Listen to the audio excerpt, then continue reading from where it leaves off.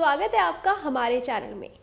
आज की इस वीडियो में हम राहुल भटनागर जी से बात करेंगे और जानेंगे कि केतु कैसे हमारे रोज़मर्रा के जीवन पर असर डालता है। हम कई बार कामों में इतना ज़्यादा फंस जाते हैं, हमारी ज़िंदगी एक जगह रुक जाती है। साथ ही साथ किसी को अगर संतान नहीं है तो वो संतान को लेकर दुखी रहता है, किसी की हेल्थ इश्यूज इतने ज़्यादा रहते हैं। तो क्या इसके पीछे केतु का हाथ है? आज हम उनसे बात करेंगे केतु के बारे में। तो चलिए इनसे बात करते हैं। नमस्कार सर, एक बार फिर से आपका स्वागत है हमारे चैनल में। जी, नमस्कार। जी सर, आज हम एक काफी इंटरेस्टिंग और काफी जो हम डेली इस बारे में सोचते हैं उसके बारे में चर्चा करना चाह रही हूँ मैं आपसे। आजकल क्या हो रहा है कि काम के प्रेशर को लेकर या आप मान लीजिए जॉब को लेकर लोग इधर से उधर भागते हैं।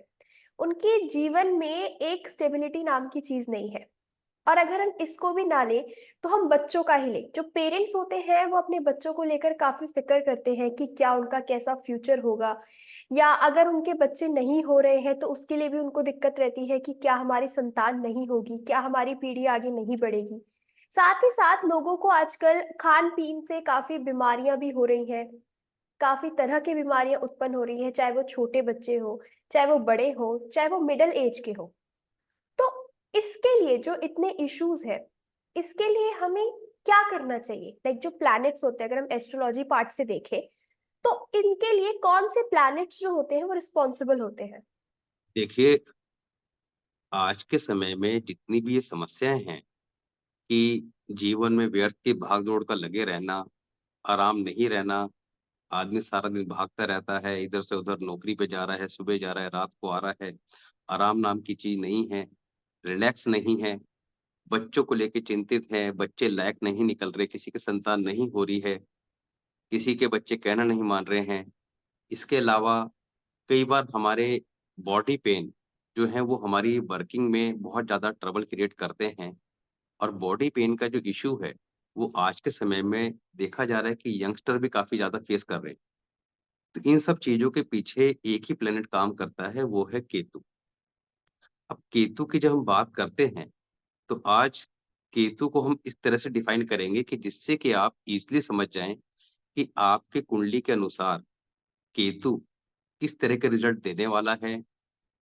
कई बार हम इस बात को लेके भी क्वेश्चन मन माइंड में रहता है कि हमारा केतु कुंडली के किस हाउस का रिजल्ट दे रहा है। हम चलित कुंडली को कंसिडर करते हैं या कई बार हम देखते हैं कि हमारा केतु जो है वो फर्स्ट हाउस में ना होके सेकंड हाउस का रिजल्ट दे रहा है। तो कैसे हम इस चीज़ों को आइडेंटिफाई करें और कैसे इसको मैनेज करें? अब जब बात करते हैं केतु की, तो केतु है क्या? केतु हमारे जीवन में हमारे पैरों के चक्कर का कारक है। यानी केतु जब कुंडली में खराब होगा तो आपके जीवन में आराम नाम की चीज़ नहीं होगी और व्यर्थ की भागदौड़ जीवन में लगी रहेगी। सेकंड, केतु है हमारे जीवन में हमारी संतान का कारक। अब संतान को लेके अगर जीवन में किसी प्रकार की भी चिंता परेशानी बनी हुई है, संतान कहना नहीं मान रही है, सब बच्चे पढ़ाई में अच्छे नहीं चल रहे हैं, तो दैट मीन्स कि आपकी कुंडली में केतु कहीं न कहीं नेगेटिव इम्पैक्ट दे रहा है।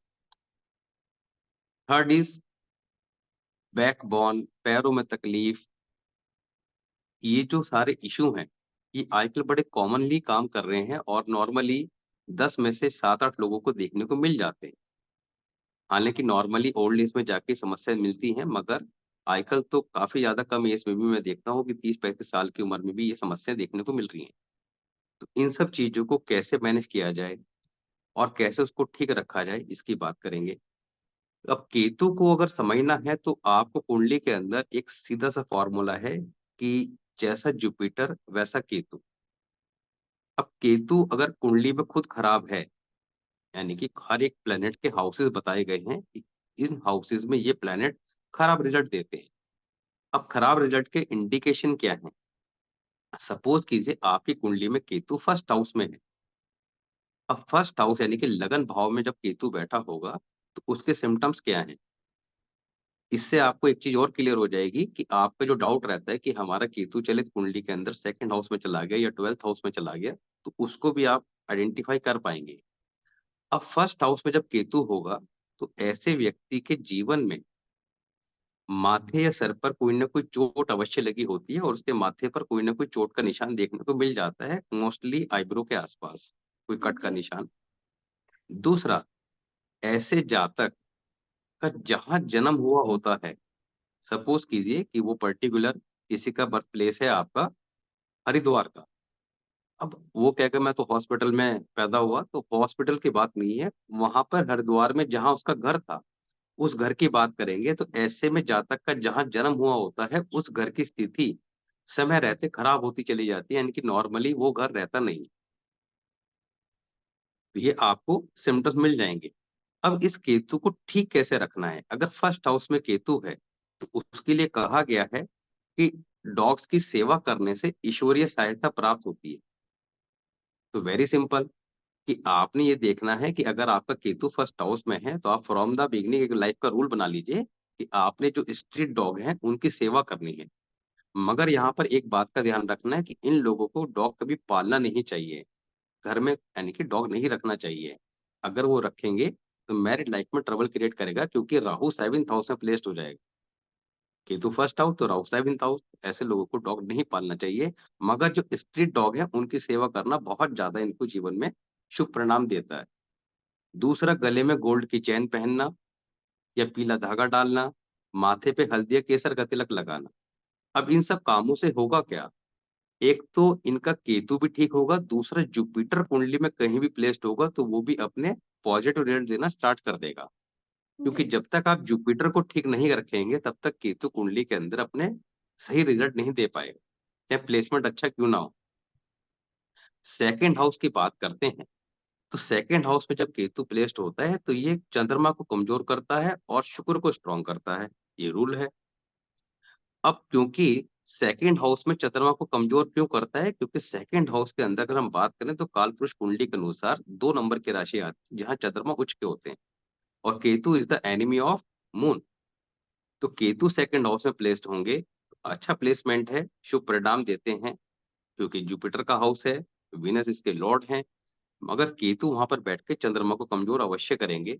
अब चंद्रमा अगर कुंडली में ऑलरेडी कहीं खराब प्लेसमेंट में है, तो और ज़्यादा खराब स्थिति में आ जाएगा।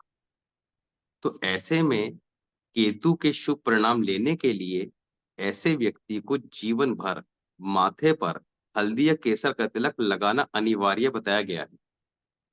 तो इन लोगों को ये काम अवश्य ही करना चाहिए।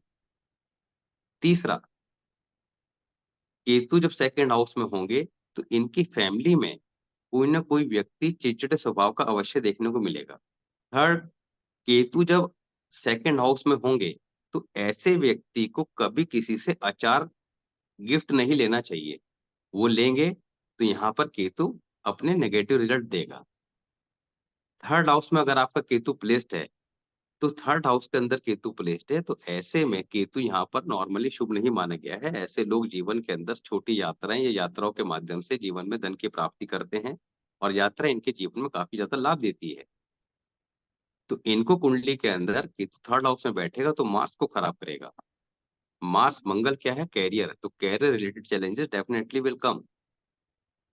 तो यहाँ पर केतु थर्ड हाउस में प्लेस्ड है, तो डॉग्स की सेवा करना, ससुराल से संबंध अच्छे रखना, क्योंकि केतु जब थर्ड हाउस में होगा, तो ऐसे व्यक्ति के अपने ससुराल वालों से संबंध अच्छे नहीं रहते।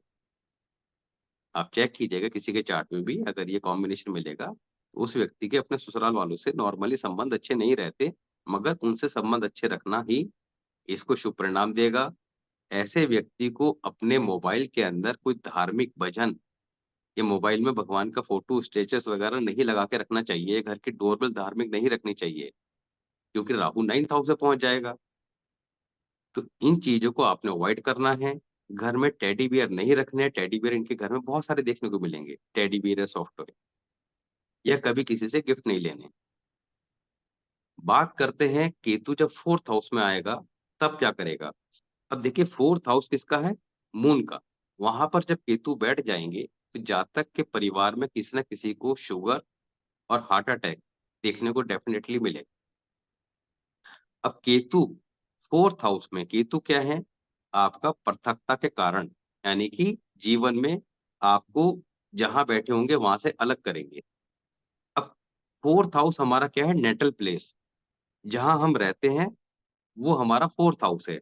वहाँ से आपको दूर ले जाएगा, यानी कि आपके विदेश यात्रा के योग बना देगा। नॉर्मली 4th हाउस केतु वाले अपने जन्म स्थान से या तो दूर चले जाते हैं, एक शहर से दूसरे शहर या विदेश चले जाते हैं और वहाँ जाके ही ये लाभ कमाते हैं।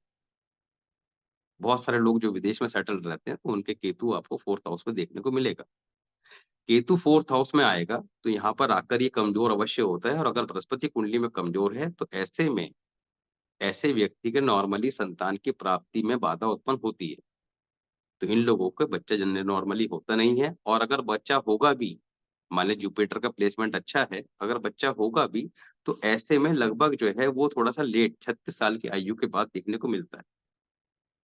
तो इन लोगों को चाहिए क्या? इन लोगों को चाहिए कि चंद्रमा इनका कुंडली में जहाँ भी प्लेस्ड है, उसके अकॉर्डिंग रेमेडीज़ करें और हर साल अपने जन्मदिन पर किसी बुजुर्ग ब्राह्मण मतलब जो 60 ईयर प्लस हो, उसको चने की दाल, केसर, गोल्ड, पीले रंग की मिठाई, इस तरह की चीज़ें, पीले रंग के वस्त्र देकर उनके पैर छू के आशीर्वाद लें। उनके आशीर्वाद से ही अगर संतान नहीं हो रही है, तो उसकी प्राप्ति अवश्य हो। बात करते हैं 5th हाउस की। अब 5th जी। हाउस में जब आपके केतु प्लेस्ड होगा और अगर कुंडली में बृहस्पति कमज़ोर हुआ या खराब हुआ, तो ऐसे में जातक की 16 से 21 वर्ष की आयु के बीच में स्पेसिफिक टाइम पीरियड की बात करें 17-18 के आसपास, उसकी एजुकेशन में बाधा अवश्य उत्पन्न होती है। क्योंकि 5th हाउस किसका है? हमारी संतान का भी है, हमारे रोमांस का भी है, हमारे एजुकेशन का भी है। तो जिस भी चीज़ों का कारक कोई भी हाउस है, उसपे जब कोई प्लैनेट बैठ जाएगा, तो वो अपने जिस तरह का रिज़ल्ट देता है, वो उन सब चीज़ों पे देगा। तो संतान में बाधा उत्पन्न करेगा, एजुकेशन के अंदर प्रॉब्लम क्रिएट करेगा। तो यहाँ पर ऐसे व्यक्ति को अपने लेफ्ट ईयर में माथे पे केसर का तिलक तो लगाना ही चाहिए, बृहस्पति जहाँ उसके अकॉर्डिंग रेमेडी करनी चाहिए, बृहस्पति को ठीक रखना चाहिए। हालाँकि हम अभी लास्ट में बात करेंगे कि कॉमन रेमेडीज़ क्या होनी चाहिए, 2-3 ऐसी जी। रेमेडी की कि जिसको आप बिना चार्ट को कंसीडर करे भी कर सकें, जो हर कोई फॉलो जी। करे। तो यहाँ पर एजुकेशन में प्रॉब्लम देगा ही देगा, 16 से 21 की आयु के बीच में स्पेसिफिक टाइम पीरियड का 17-18 के आसपास। बात करते हैं 6th हाउस। अब 6th हाउस में जब केतु प्लेस्ड होंगे, तब ऐसे व्यक्ति अगर केतु खराब हुआ तो उसको घर में नंगे पैर घूमने की आदत देखने को मिलेगी। इन लोगों को नंगे पैर बिल्कुल नहीं घूमना चाहिए। अगर इनकी शादी हो चुकी है, तो इनको जो एंगेजमेंट रिंग मिलती है, वो रिंग या तो इनकी टूट जाएगी या खो जाएगी या बेच देंगे या उसका इस्तेमाल नहीं करेंगे। इन चारों में से कोई ना कोई सिम्पटम्स आपको देखने को डेफिनिटली मिलेंगे। मगर इनको वो रिंग अपने लेफ्ट हैंड में हमेशा पहन के रखनी चाहिए। अगर खो चुकी है तो अपने लेफ्ट हैंड की लिटिल फिंगर में एक गोल्ड की रिंग बनवा लें और वो बृहस्पतिवार के दिन पहन लें। घर में नंगे पैर ना घूमें। दूसरा, इन लोगों की रात की नींद डिस्टर्ब रहती है, कमर में दर्द, पैरों में तकलीफ की शिकायत जीवन भर इनको बहुत ज़्यादा परेशान करती है। तो जी। यहाँ पर इन सब चीज़ों से बचाव के लिए एक तो ये, अगर कमर में दर्द, पैरों में तकलीफ की शिकायत आपको महसूस हो रही है, केतु किसी भी हाउस में है, तो आपको अपने पैरों के दोनों अंगूठों में चांदी के छल्ले सोमवार के दिन गंगा जल से धोकर अपने दोनों हाथों में लेने हैं, एक राइट हैंड में, एक लेफ्ट हैंड में। राइट हैंड में जो छल्ला है उसको लेफ्ट पैर के अंगूठे में और जो लेफ्ट हैंड में है उसको राइट पैर के अंगूठे में पहन लेना चाहिए और इसको आजीवन पहन के रखना चाहिए। अगर आप ये काम समय रहते कर लेते हैं, आपको पता है कि आपका केतु खराब है और ये काम समय रहते कर लेते हैं, तो आप निश्चित तौर पर इस तरह की परेशानियों से बचाव कर पाएँगे। जी। 7th हाउस में अगर केतु है, तो 7th हाउस में केतु अगर अच्छा हुआ, तो निश्चित तौर पर ऐसे व्यक्ति के मेल चाइल्ड ज़रूर होता है, लड़का अवश्य होता है। दूसरा, खराब हुआ तो मैरिड लाइफ में ट्रबल क्रिएट करता है, सेपरेशन करा देता है लाइफ पार्टनर से, लाइफ पार्टनर को कोई सर्जरी करा देता है। जी। तो यहाँ पर केतु को शुभ फाइनली कैसे रखना है, अभी उसकी बात अवश्य करेंगे कि कॉमन रेमेडी क्या है, मगर अभी आपको मैं सिम्पटम्स बता रहा हूँ कि ये किस तरह के आपको रिज़ल्ट देगा अगर आपको अपने चार्ट के बारे में पता है। 8th हाउस में अगर केतु है, तो 8th हाउस में केतु जब बैठ जाएगा, तो यहाँ पर ये नॉर्मली शुभ नहीं माना गया है। किस तरह के परिणाम देगा? नॉर्मली ऐसे व्यक्ति के या तो मेल चाइल्ड होता नहीं है, और अगर हो जाए, मतलब और कोई प्लैनेट्स के सपोर्ट के कारण जी हो भी जाए, तो ऐसे में मेल चाइल्ड को लेकर जीवन में कोई ना कोई परेशानी बनी रहती है। इन लोगों के परिवार में किसी न किसी का हर्निया का ऑपरेशन निश्चित तौर पर होता है। ऐसे व्यक्ति की खुद की भी कोई ना कोई सर्जरी लाइफ में ज़रूर होती है। इन लोगों को कमर में दर्द, पैरों में तकलीफ, ये समस्याएँ भी देखने को अवश्य मिलती हैं। तो इन लोगों को चाहिएगा, इन लोगों को सबसे अच्छी रेमेडी है लॉन्ग लाइफ। एक तो एक डॉग अवश्य पाल के रखना चाहिए। अब डॉग पाल के रखने से होगा क्या? अगर आपके संतान नहीं हो रही है, तो उस संतान के होने के योग बनने शुरू हो जाएँगे। क्योंकि जो प्लैनेट अपना नेगेटिव इफ़ेक्ट दे रहे हैं, जिसके कारण संतान नहीं हो रही है, वो डॉग सारे अपने ऊपर ले जाएगा, और ऐसे व्यक्ति का डॉग जो है वो या तो नॉर्मली घर से चले जाते हैं, भाग जाते हैं, जी या उनकी डेथ जल्दी हो जाती है। तो इनको अगर डॉग की डेथ हो रही है, तो 40 दिन के अंदर दूसरा डॉग लेके आना चाहिए, और ऐसा इनका एक से अधिक कई बार भी देखने को मिल सकता है, मगर इनको ये लगातार करते रहना चाहिए कि अगर डॉग की डेथ हो जाए, 40 दिन में ले आएँ। दूसरा, इनको अपने घर की छत पर कभी डॉग नहीं बाँधना चाहिए, इस बात का हमेशा ध्यान रखें। बात करते हैं 9th हाउस के केतु की। अब 9th हाउस में केतु का प्लेसमेंट है, this is the excellent placement of Ketu. अगर तीसरे या 5th हाउस से कोई नेगेटिव इम्पैक्ट नहीं आ रहा है, तो केतु नॉर्मली यहाँ पर बहुत शुभ परिणाम देता है। ऐसे जातक निश्चित तौर पर विदेश जाता है, लंबे समय के लिए जाता है। ऐसे जातक के संतान लड़का अवश्य होता है। जी ऐसे जातक की जो संतान होती है, वो बहुत आज्ञाकारी होती है, बाप के साथ बहुत ज़्यादा सहयोग करने वाली और जीवन में आगे बढ़ने वाली होती है। ऐसा व्यक्ति जिसके 9th हाउस में केतु है, ऐसे व्यक्ति से अगर कोई व्यक्ति जिसके संतान ना हो रही हो, वो आशीर्वाद ले ले, तो उसके भी संतान होने के योग बन जाते हैं। ये इतना ज़्यादा शुभ परिणाम देता है। जी केतु 9th हाउस वालों को सिर्फ क्या करना चाहिए? इनको अपनी जो भी इनकम कमाते हैं, जो पैसा कमाते हैं जीवन में, उसमें से कुछ न कुछ सेविंग्स गोल्ड के रूप में अवश्य करनी चाहिए। और जब ये करना स्टार्ट करेंगे, तो ये डेफ़िनेटली इस चीज़ को महसूस करेंगे, देखेंगे कि जितना ये गोल्ड बाय करेंगे, उतना ही फर्दर गोल्ड बाय करने के लिए इनके सोर्स ऑफ अर्निंग बढ़ती चली जाएगी। It's a very, very excellent placement of Ketu. दूसरा, 10th हाउस की बात करें, तो 10th हाउस पे जब केतु होगा, तो ऐसे में कुंडली में ऐसे व्यक्ति के अपने भाइयों के साथ थोड़ा संबंध अच्छे नहीं रहते। क्यों नहीं रहते? क्योंकि 10th हाउस में मंगल उच के होते हैं, और यहाँ पर केतु जब बैठ जाते हैं, तो भाइयों के साथ थोड़ा-सा संबंधों को खराबी करते हैं। ऐसे जातक के भाई जीवन में ऐसे व्यक्ति को कहीं न कहीं परेशान अवश्य करते हैं। मगर यहाँ पर ऐसे व्यक्ति को एक तो अपने भाइयों के साथ हमेशा अच्छे रिलेशन बना के रखने चाहिए। उनसे कभी भी वो कितनी बड़ी बात हो जाए, उनको क्षमा कर देना ही ऐसे जातक को जीवन में ग्रोथ देगा। दूसरा, इनको डॉग अवश्य पाल के रखना चाहिए। डॉग पाल के रखने से इनके जीवन में संतान संबंधी सुखों के अंदर जो भी कोई बाधा आएगी, वो अवश्य ही दूर हो जाएगी। जी ऐसे लोग जीवन में जो काम करते हैं, क्योंकि केतु क्या है? चक्कर का कारक। तो जीवन में इनके यात्राएँ बहुत होती हैं, टूरिंग टाइप के जॉब, सेल्स लाइन के जॉब ज़्यादा करते देखने को मिलते हैं। 11th हाउस 11th हाउस के अंदर जब बात करते हैं, तो 11th हाउस के अंदर अच्छा प्लेसमेंट है केतु का। सैटर्न और जुपिटर इस घर के ऑनर हैं और कारक जी भी हैं। केतु यहाँ पर निश्चित तौर पर शुभ परिणाम देते हैं, मगर एक समस्या क्या रहती है कि ऐसे लोगों को भविष्य की चिंता बहुत ज़्यादा लगी रहती है। और जब कभी भी कोई ऐसा व्यक्ति मेरे से जब बात करता है, या जब वो कंसल्ट करता है, उसके there are lots of question in their mind. Sir ऐसा कैसे होगा? तब क्या होगा? उससे अगले साल क्या होगा? इतना क्वेश्चनिंग करते हैं, इतने क्वेश्चनिंग करते हैं, इनके क्वेश्चन कभी खत्म ही नहीं होते। बहुत चिंतित रहते हैं, मगर इनके लिए क्या कहा गया है कि ऐसे व्यक्ति को जीवन में ज़्यादा चिंता नहीं करनी चाहिए, क्योंकि ये ज़्यादा चिंता अगर करेंगे, तो इनके प्लैनेट उल्टा और इनको खराब रिज़ल्ट देंगे।